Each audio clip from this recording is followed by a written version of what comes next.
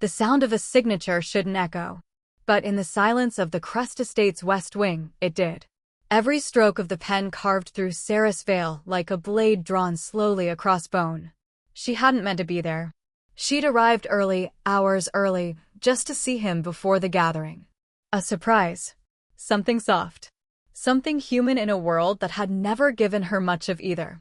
Instead, she stood behind a half-closed door and watched the man she loved erase her. Darian Crest didn't hesitate. Not when the contract was placed before him. Not when the numbers were spoken.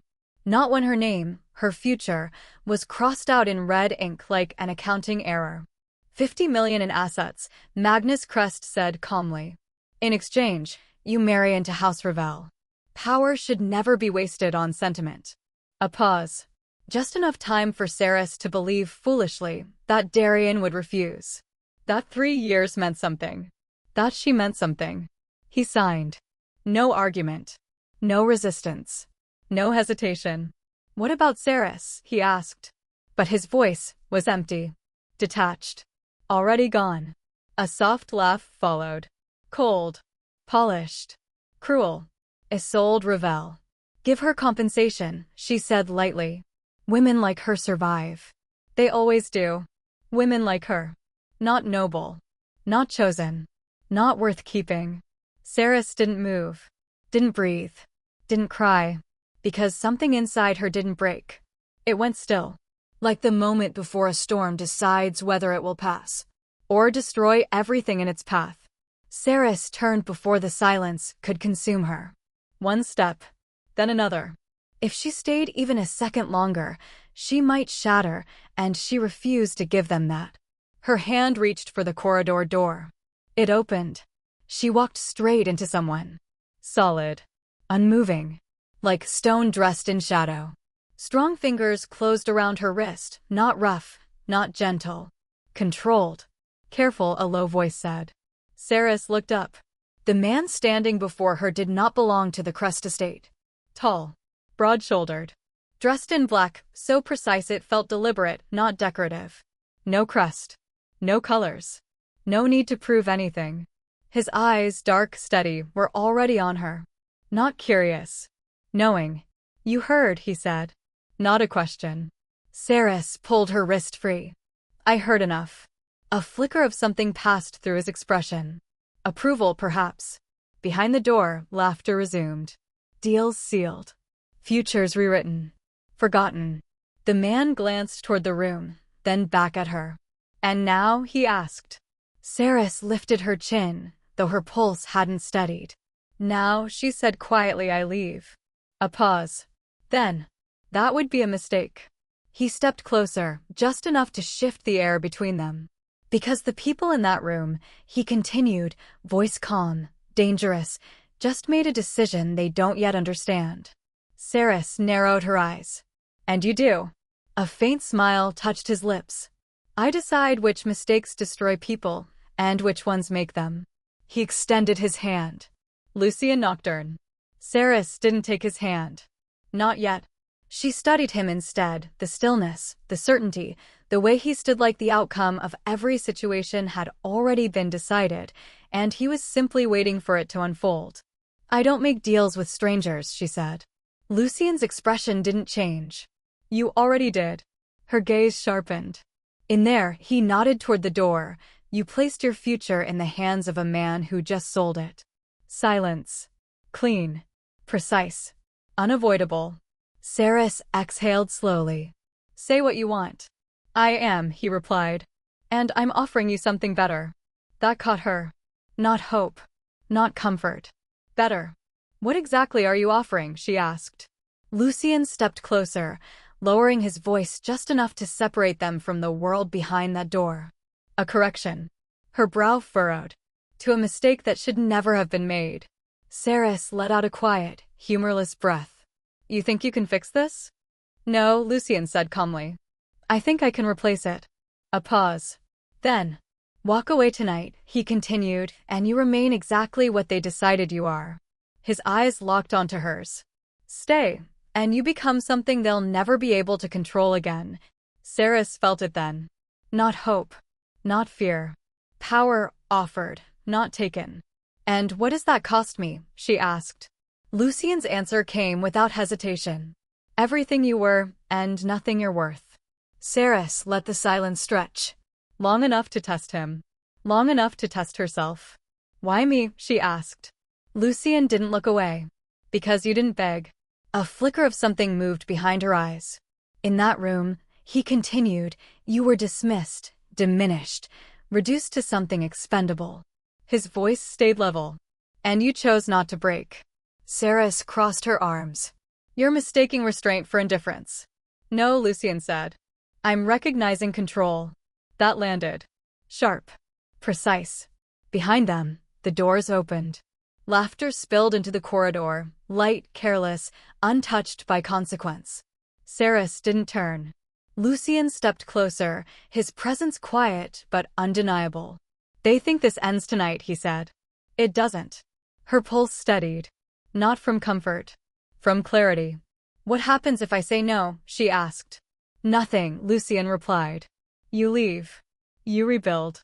You survive. A beat. Alone. The words settled heavier than the rest. Saris held his gaze. And if I say yes? For the first time, something colder entered his eyes. Then we walk back into that room. A pause. And make sure they remember exactly who they tried to erase. Saris looked at his hand again. Still extended. Still steady. As if time itself had paused, waiting for her answer. Behind her, the laughter grew louder. Darian's voice slipped through the open doors, familiar, effortless, already belonging to someone else. That was the moment it ended. Not when he signed. Not when her name was erased. But now, when she realized she felt nothing listening to him. No pull. No hesitation. No attachment. Just distance. Clean. Final. Saris reached forward and placed her hand in Lucien's. His grip closed around hers, firm, deliberate. Not possessive. Not gentle. Certain. Good, he said quietly. Not relief. Expectation. What happens now? She asked. Lucien turned toward the ballroom doors, already moving. Now we correct the narrative. The music inside swelled, strings rising, voices blending, power on display beneath chandeliers and polished lies. Saris followed beside him, her steps measured, her spine straight. Each step stripped something away. Doubt. Attachment. The version of herself they thought they understood. At the doors, Lucien paused. Just briefly. Whatever you were to them, he said without looking at her, ends here. His hand shifted slightly, guiding, not leading. Saris lifted her chin. Good, she replied. Because I have no intention of being that again. The doors opened. And this time, she didn't walk in unseen. The ballroom didn't change. The chandeliers still burned gold. The music still flowed. Laughter still echoed like nothing had happened. But the moment Saris stepped inside, the air shifted. Not loudly. Not obviously. But enough. Enough for conversations to falter. For glances to linger half a second too long. For something unspoken to ripple through the room like instinct recognizing danger. Lucien didn't announce himself. He didn't need to. People noticed. They always did. Saris walked beside him, not behind, not ahead, exactly where she chose to be. That alone drew attention. Whispers followed. Soft. Controlled. Curious. Is that? It can't be. Why is she? Saris didn't look at them. Didn't acknowledge them. Because for the first time in that room, she wasn't trying to belong. At the center of the ballroom, Darian stood with Isolde at his side, surrounded by polished smiles and hollow praise. He was laughing. Until he saw her. The sound stopped. Mid-breath. Mid-motion. Like reality had just corrected itself in front of him. Isolde followed his gaze. Her expression didn't change immediately. But her fingers tightened slightly around his arm. Saris met their eyes. Calm. Unreadable. Lucien slowed beside her. Not stopping. Just enough. Watch carefully, he murmured. Power isn't declared. A beat. It's recognized. The music faltered. Just slightly. But in a room trained to notice everything, it was enough. A few heads turned. Then more. Until attention moved not in a wave, but in a pull, quietly redirecting itself toward the one presence no one could quite ignore. Lucien Nocturne. Recognition came in fragments. A stiffened posture. A lowered voice. A step back that looked accidental, but wasn't. And beside him, Saris. Not hidden. Not dismissed. Seen. That alone unsettled them. Darian's expression tightened as they approached. Saris. Don't, she said calmly. Not sharp. Not emotional. Final. The words stopped him more effectively than anger ever could. Isolde stepped forward instead, her smile polished, measured. This is unexpected. Her gaze flicked to Lucien. Calculating. We weren't aware House Nocturne was attending. Lucien's expression didn't shift. You weren't meant to be. A pause. Subtle. But it landed. The circle around them widened without instruction. Space made for power. Isolde recovered first. And Saris, she asked lightly. I assume this is temporary. Saris tilted her head slightly. Then spoke. Not to Isolde. Not to Darian. But to the room. I don't belong to anything temporary. Silence followed. Not empty. Waited. Because in that moment, everyone understood. Something had changed. And it wasn't small. Darian stepped forward despite himself. You're making a scene, he said, voice low, controlled, desperate to regain ground he could feel slipping. Saris looked at him. Really looked this time. And saw nothing she wanted back. No, she replied calmly. I'm correcting one. A flicker of irritation broke through his composure. Whatever this is. This, Lucien interrupted, is clarity. His voice didn't rise.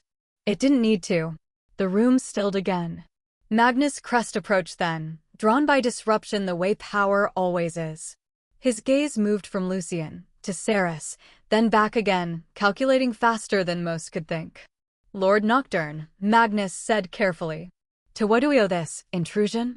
Lucien met his eyes. To your decision. A pause. Cold. Deliberate. Magnus' attention sharpened. Our decision has already been finalized. Has it? Lucien asked. Then, without looking at Saris, he extended his hand again. Not as an offer. As a declaration. Saris didn't hesitate this time. Her fingers slid into his. The room felt it. Not the gesture. The meaning. Lucien's voice carried, quiet but absolute. Then allow me to finalize mine. He turned slightly, just enough for the entire room to see. From this moment forward. A beat. Saris Vale stands with me. And nothing in that room would ever treat her the same again. If this story touched your heart, hit that like button. Subscribe so you never miss a story and drop a comment telling us where in the world you're listening.